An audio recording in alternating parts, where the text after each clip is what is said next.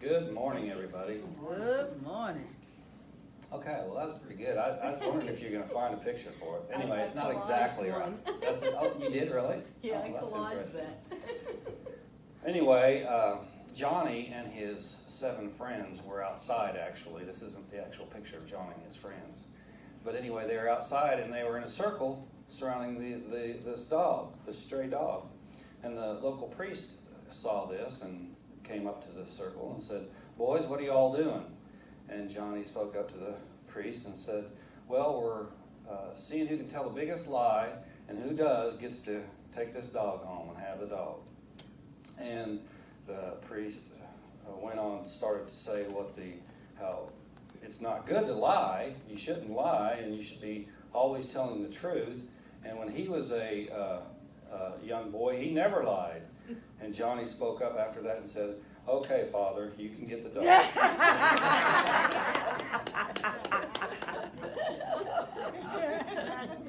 Kids know, don't they? Yes, they do. Okay, well, today's lesson is entitled Ready to Continue, Black and White. And I hope something came to your mind when you heard that title. And I'd kind of like to hear it if you wanted to share it with me later. Or you should blab it out, I don't care. But if you heard that title earlier in the week or just now heard it, I hope something came to your mind. But anyway, what's going on with my mic, Sam? Okay, be careful. I don't know. All right, I'll be careful too here. Let me see. Lower the gain. That's what I said. Okay, so ready to continue, black and white. I'm sorry, I'm thinking about something. You've heard this statement before. You're born and then you die, haven't you? Yes. You heard that. That's an old one. I'm sure you have. It's a statement that a lot of people have made, and usually though when you're younger you make it. I don't know. I haven't heard it since I've become older, really. And then there's this one that you heard a lot when you were younger too. That you only have to do 2 things in life, and that is die and pay taxes, right? You've heard that. So why I bring those up is because today I hope you're open to hearing something. And once you hear one of the main topics that I'm talking about today, don't close your ears because I've talked about it before. Don't say there goes Warren again on that subject. Where's Sandy? There you are. Okay. Oh, Lord, I know what he's going to do. See? Don't close your ears, girl. I'm not. I'm Okay. All right. Just listen up for a minute. So you've heard these sayings before, and, take them however you take them. I don't know. But, we used to, and we still do in-house, but we used to actually have the first Sunday of the month, people would actually believe in the congregation would bring their bills in, and we would set them up front. You wouldn't put them together or anything, but anyway, you'd set them up front and we'd bless the bills. And we still bless the bills for the church. So I hope that from that old practice that you learned to bless your bills. And the reason that we do that is because we're saying to the universe, thank you for whatever, the utility company for providing me with power or however you want to, whatever the bill is for, and then letting me charge it essentially until later, and then I'll pay it. So we do that for a reason is not to, because, a lot of times when a lot of people get bills, they're sitting there saying, "Oh, another bill," right? And they're kind of grudgingly looking at that and saying, "Oh, I have to do this." Well, we don't have to do that. We can change our thinking about it and actually be grateful, which we are, but we don't always know it, be grateful for that power. Because how would we feel if Georgia Power or whoever powers your house cut it off? Right. Wouldn't like that, would we? And sometimes that happens during storms, isn't it? Doesn't it? Or if you don't pay the bill. Or if you don't pay the bill, right? Right. But that's true. Living with an attitude of gratitude is a practice that becomes a routine, though, if we do that. So if we get into that practice, then we can understand a little bit more about what life is as far as what God's gifts are for us. And if we get into that practice, then we understand that everything really outside is a gift. But we have to recognize that to some extent. Some things are harder than others to recognize that as. When we choose to continue on our spiritual unfoldment, though, we choose God cubed, which God cubed is God is omnipresent, omniscient, and Omnipotent, didn't I say that? Yes. Oh. All powerful. Omniscient, omnipresent, and omnipotent. All-knowing. Did I say it all three of them or not? Did I No. double anything? Anyway, it's all-knowing, all powerful, And all present. and all present, always present. So, I mean, most everybody in Christianity especially will agree with that, but we don't always live like that, do we? Sometimes things will happen in our life and we'll just blow up. I'm guilty of it myself, and think of just the circumstance right here and not see beyond that circumstance to where we include God in the situation. And when we do that, we really shortchange ourselves because there could be a learning situation from that. Well, there always is, but it could be easier come to us if we think about that God is in the situation in some way. And when we think of this too, we think of what I was going to talk about too is God's the idea of living longer than you think you can, or the regeneration is what I'm talking about, which is something that Fillmore talked about in his teachings, and I'll get more into it in a minute.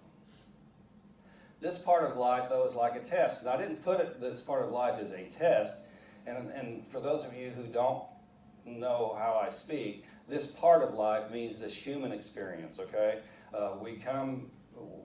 Most of us agree that when this human experience is over, we continue in life as spirit in some other form. But a lot of us think, though, also of the idea of kenosis, where we came from spirit. So we were spirit, we came to this, and we're still spirit. We're still spirit. We never lose spirit. We're still spirit here, and then we go on to spirit after this human experience. Yet, the idea of regeneration will come up in a minute. So, this part of life being a test, it's like a test. It's not like when you think back of if you had old Christian teachings where God is testing you. That's not what I'm talking about at all, okay? What I'm talking about is what we're thinking about when things happen in our life. Just like I said a minute ago, when a circumstance happens, are we including God in that circumstance? Whether it's something we have claimed as good or something we've claimed as not good. Not always is it black and white either, is it? There's a lot of things in our life that happen, and we may have had a viewpoint at one time in our life of that situation and have changed our viewpoint of that exact same situation in our life. How many people has that happened to? Everybody, right? Everybody's had that happen. I mean, we all look like we're old enough that we've experienced this. Now, some people that haven't experienced that need to get out a little bit more. Right? I mean, no, the only reason I say that, I'm not being mean. I'm saying is that they've closed their world into a certain way that they think everything's supposed to happen, and everything happens that way because they've closed their world. I'm not saying bad things about them. I'm just saying that if we expand our experiences, we can expand our ideas and our thinking of how the world is. Now, one of the reasons I asked about the title earlier was, ready to continue black and white. Some people might have thought this was a racial deal as far as humanity. It has to do with humanity, but nothing as far as racial. Okay? Ready to continue means, are we ready to continue our spiritual journey? Our spiritual understanding? Because if we don't include God in a lot of things in our life that you don't usually include God in, then we're not continuing our spiritual journey. We're just going and living life, and regeneration means nothing to us because we aren't even open to that idea. And regeneration would be a lot. We regenerate all the time, and people don't discount the idea of regeneration as far as living longer. We regenerate all the time. You said that you had something wrong with you. Well, we have, in this church, we have prayed over people for health, and so-called miracles have happened numerous times. Numerous times. The person has had a death sentence from a doctor, and they're still alive and kicking. And some of them, for whatever reason, stopped going to church then. That's when we're closing our mind. We're not keeping God in the equation. And God is the reason that they keep kicking. Right. So it's not always black and white. I'm going to tell you a story, and I hope that I can get through it. Help me out there, girl. And it's about love. And you can think about what you want to do with love. But my idea of love is unconditional. And I want to tell you a little bit of a story about our oldest daughter that I was raised in unity, and I always thought, always thought that no matter what, love would see you through. Love would always see you through. And then Reverend Francie and I went to seminary, and everything went to heck. No, I'm not kidding. I'm kidding about that, brother. But no, we went to seminary, and while at seminary, our oldest daughter did some things that I could not imagine anybody would do in the same family. I just couldn't imagine anybody doing that because, when I was raised, and I know this is probably maybe you. I don't know, Francie. We really never have discussed that enough, I guess.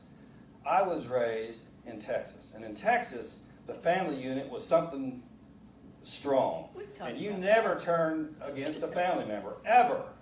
Okay? I mean, you can talk to him in private and say, man, you did wrong. You shouldn't have done that or whatever. But you don't go out and blurt things out and say, this person's bad. My brother's bad. You just don't do that. And it's not that it's a sin to go out and do that. It's just that, when there are a lot of family units in our lives, your church family is a family unit in your life. And I hope that we're the same way as far as any family unit, where we trust each other, we learn from each other, we don't do parking lot talk and say bad things about each other behind our back. If we have an issue with each other, we just go to each other. And we say, hey, what's up with this? And you know what? Most of the time, my experience has been, whenever that's happened, that the situation was totally misunderstood. And the person that was hurt by the situation had a big relief because the person that supposedly did the hurting didn't mean it that way and whatever, okay? Now, I've seen it sometimes. I've seen it too, it's rare, but I've seen it where, the person meant to hurt the other person. But it's rare, and that person I usually take into counseling. Anyway, so, because why would you want to hurt another person? Because as we know in unity, we're all spirits, so we're all combined, and if you're trying to hurt somebody else, you're hurting inside for your own reason, for something. And so you need to figure out why you want to hurt somebody else. Now, so when this happened in my life, because it was a close family member, and it was someone that I, had given all my love, I would never do anything to them negatively on purpose. When that kind of thing happened, you feel like the love was cut. And like I've said before in services, is when we have chemicalization, when we're learning about spiritual things in our life, and when we're young, we learn about a lot of those, especially if we're going to church, and we learn about them. And later on in life, we're grown up believing these things, and then later on in life, something happens that wasn't the truth as far as your understanding in that situation. And so it causes a very much of friction in your life, in your mind, in your body. It can make you physically sick. This is chemicalization when you think about something that you've learned and you believed all your life, and then you find out that it isn't totally true like that. Well, so that kind of happened to me. Well, it did happen to me, and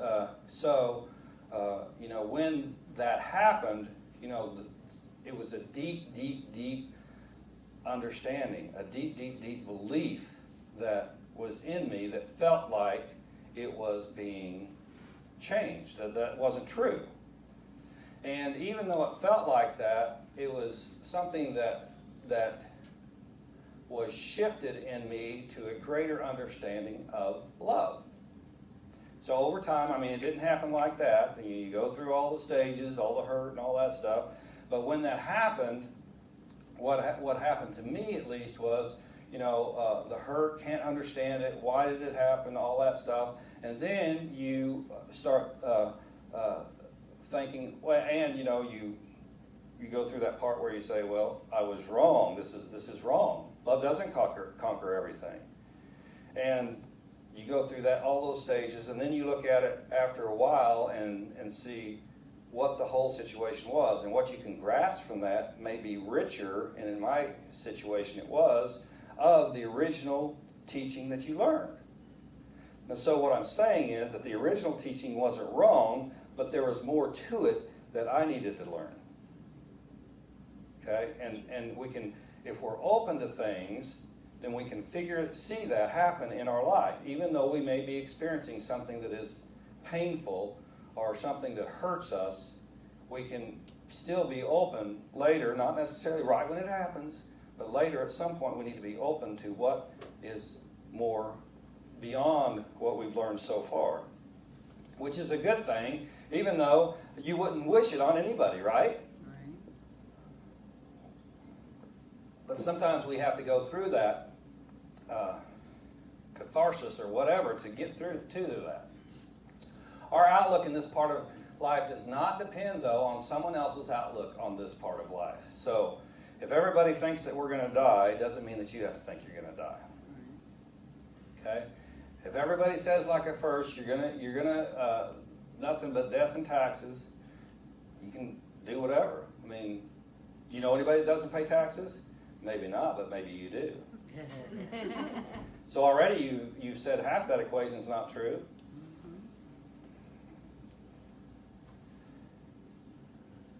These three guys, I'm sure everybody's heard of. Sigmund Freud, and I like to bring in psychologists sometimes because, that's what in Unity, we try to, that's where everything starts, is in the mind. So we have to be open to new things to be able to experience new things, to understand new things. Sigmund Freud was the most well-renowned, and still is probably the most well-renowned psychotherapist in the world. And he was one that really introduced psychotherapy to everybody in the world. And he believed that, I'm sure you remember, everything came from your parents, mainly your mom. And everything that you do has to do with your mom. And so this is where we get this silliness, I think, from some kids getting later in life having problems saying, well, my parents had terrible parents. Well, okay. Yeah, all right. Well, so that was Sigmund Freud. And Carl Rogers, Sigmund Freud, Carl Rogers was a protege of his, and they were in the same time, and they were, Carl Rogers brought a bunch of stuff out about more about not necessarily as your parents, but it was well, he brought out more. I want to bring out the good part first. He brought out more as far as letting the patient learn more about what their situation is, how they can grow from it, than everything being from your parents. Okay. Yet, I'm gonna now, because everybody who's studied knows this. He puts everything on the sex drive. So he thinks everything's done in life because it has to do with sex. Okay?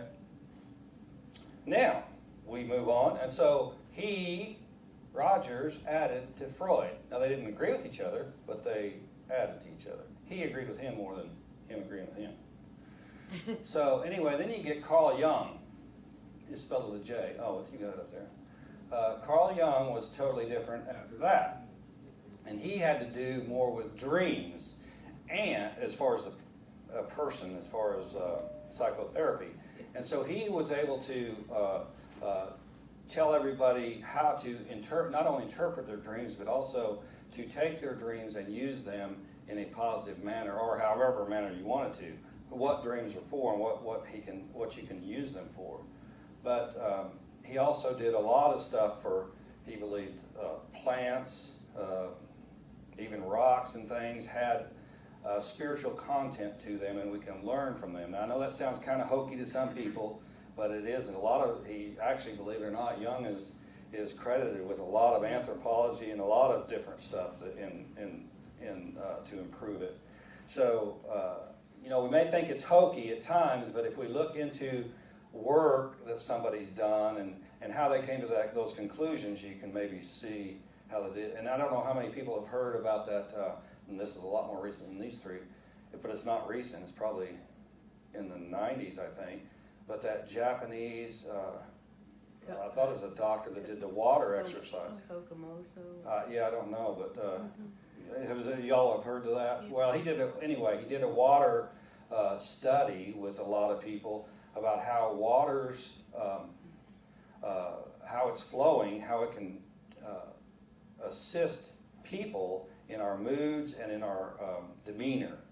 And so there's a lot of things he that... put labels on water, and he also studied, crystallized the water after Right. it'd been, positive words had been put on it, and it actually reacted more. Right, it was a two-way street on that. That's right, it was. And so when we said stuff to the water, it changed and all this stuff. And so some of that stuff kind of sounds hokey to some people, but if we're open to new ideas and listen to them and maybe experiment with them ourselves, maybe we can learn something and be better off for it. So all these three people, the greatest minds in psychotherapy and psychology, are building on each other and enhancing what we knew before, right? Right. So, after this part of life, we will each still have the relationships we had when we came into this part of life. I don't care about that right now. So, You're the one who put it in there. I know, but I put it in there. But anyway, Change your mind. no, that's fine. I just don't. That's true. I'm just saying. What I'm saying is, though, I want to get to something else first, and that is that on the idea of regeneration, a lot of people, I think the majority of people, the reason that they aren't really accepting of that is because of the idea that, well, you know what, I'm getting older and my bones are aching and I'm not getting around as much as I used to, and so I don't really know if I want to live forever. And that's okay. Yet, if we grasp and use the idea of regeneration, what would actually happen? We would regenerate to where we are a new body, which we are anyway in every 7 years. I've told you that before. We would regenerate to where we are a new body, and we may look like we're outside, like we've lived a lot of years, in which we may have, but our body inside is totally different, isn't it? Or it can be. And I've seen, I don't remember, this is really going to age me. Anybody remember Jack LaLanne? Oh, yeah. That dude was doing it till he went over, didn't he? Yep. He was going all full tilt all the time. And so, all of us have a choice to make, and but we sometimes get caught on the idea of, this physical place is all there is, and this is what I have to worry about. And it's not, because we will have those same relationships with each other in a different part of life. Now, does that mean that we'll be the same person? No, it doesn't, but that's another lesson some other day. Our parents and our siblings are all people that have an influence in our life, aren't they? Wow, you got a lot of people up there. It's all our Yeah, it is. So Francie's got a lot of people up here. No, not all the people. Yeah, but, my parents aren't in there, but oh, all Mike's my brothers not in and there. sisters. Where's Huh? Mike? Mike is Oh, in there he is. Okay. Okay, yeah. So here's all of Francie's brothers and sisters. 1, 2, 3, There's 4, 10. 5, 6, 7, 8, 9. Yep, 10. They're all there. And so, I'm sorry, I'm looking at these two for the first time myself. So That's your brother's anyway, that was Christmas kids. one time, and anyway. That's okay. your brother's kids up there, and then that's Sandra Brother's in the middle kids. of you and your brother That's my sister. on her first marriage. Yeah. So That's anyway. the only picture. But anyway, our parents and our siblings have That's big... our kids when they were little, and your mom and dad. Yeah. Look at Grace. Oh, my goodness. Mm-hmm. There's Jason. You just met him. Some of you did. Yeah. That's his wife, Dawn. Anyway, get on. Come on, let's go. All right. So our parents and our siblings have big influence on us, usually, don't they? I mean, our parents, some people don't have as good of an experience with their parents. I understand that. And some people don't have as good experience with their siblings either. I understand that. Yet, they all do have an influence in our life, don't they? And so, we get to, though, later on in life when we're older and we can look back at those experiences, we get to relabel them, if we will, instead of, and this is a good practice for anybody, especially if you're following metaphysics and you want to grow spiritually, is to go back and think about anything in your life that you thought was a negative experience with your parents or your siblings. And when you get that experience, just think about it for a second and then reframe it. How did this shape my life? You know, I remember something that was my deal, and I should have, gosh, I don't know what. I used to, some people might say I still do, but I used to have a really, really bad temper. Really bad temper. Don't laugh. No, it was worse. I tell you, it was worse, a lot worse. Oh, I know you. Anyway, it was really bad. So my brother Mark is right here. My brother Mark would tease me all the time, and that was fine. But you know, and usually I'd let it go on there. And I don't remember what happened, but anyway, he teased me once to a point where I got real mad at him, and I started. I don't know if you remember those old hedge clippers. They're about this big, and you used to cut. Yeah, I grabbed those and started chasing him around the yard. Thank God I wasn't as fast as him, because I would have really done some serious damage, and it would not have been a good thing. So, you know, for me at least, I think, and I know that this isn't probably normal, but for me, I think about where I could have been better in all these things. But if you think about something that has hurt you, where you feel like the other person hurt you, then try to reframe that. Because as you go along, you can either, if that person's still here, you can ask that person what they thought about it, and 9 times out of 10, what you're going to have is, I don't even remember that. Or they can remember it and help you see a different angle of it or something maybe. But it's best to go back, and I think that is part of regeneration also, is that we go back and we clarify and we put into context better things that we have mislabeled in our life. And it's in our mind, it's in our subconscious. We have to clear that out into an understanding where we can see something that's possible like regeneration. Just have to do it. You know, that's who I was going to put on the prayer was Frances. Some of y'all remember Frances Milam. She was a board member and a member here for a long time. She still considers herself a member, but she lives in Florida now. And I wanted to put her on the prayer list because she's having some breathing issues, which the doctors really don't know what it is. They think it was brought on by the vaccine, though. So we just want to keep her in our thought. But you know, every time that we talk, she says that now that the doctors, some of them say, well, or it could be this, or it could be because you're 92 years old. And I remind her, she used to remind me all the time, but I remind her now when she calls, I said, well, they don't know that you is a 92-year-old, because she's not, you would never guess what she does in her life. She's 92. So we can all be something more than what an age declares us to be.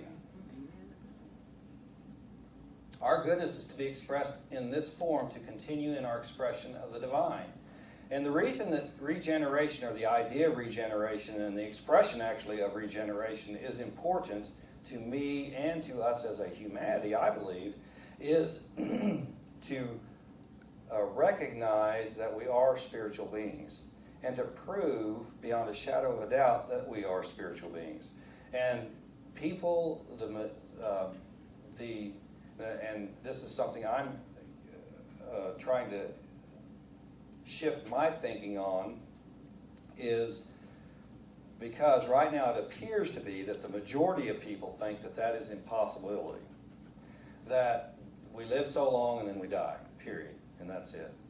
And the reason, though, that we know that we can do that is because regeneration has happened before. I told you 7 years, and I'll tell you it again, is because the cells regenerate, every 7 days, and then I can't remember my facts right now, but anyway, the longest thing that it takes to regenerate, to be new, totally new, is your brain. And that in 7 years, your brain is totally different than what it was, as far as cells, than what it was 7 years ago. Now, what does that mean? Well, that doesn't mean you lose all your memory, but that means that you're taking all that wonderful knowledge that you have and transferring it to a new cell. Now, don't you think that if we can do that on a regular physical basis, that we could expand that idea and use it to our physical body? Yeah, we can. And hopefully when I do it, I'm going to show you how. And I'm starting to do it, so I just have to keep doing it. So practice the life you want to have and see the goodness, your godness expressing, which I was going to put in there too, / goodness. So godness means goodness, right? Your godness expressing. Then you become the person you always wanted and were meant to be. Because we were meant to be a perfect expression of the Christ here in this world. And we can be. Okay? That's right. So if you accept this blessing created especially for you, please join me in saying amen. Amen. All right, now, Sandy, it was serendipitous because Sandy had brought up to Francie, Reverend Francie, this song, and I had already heard it, and I was going to plan on using it. Today I'm going to use it, but it's really a neat song. I think some of y'all may have heard it, some of you may not have, but it's from the Zach Brown group, or Zach Brown Band. Are they still called the band, Zach Brown Band? Anyway, Yes. did it just say Zach Brown on it? So I don't think he's separated from that, but maybe he is. No, he's not. He's got a band, but Yeah. So anyway, this is it. I hope you like it. Listen to the words.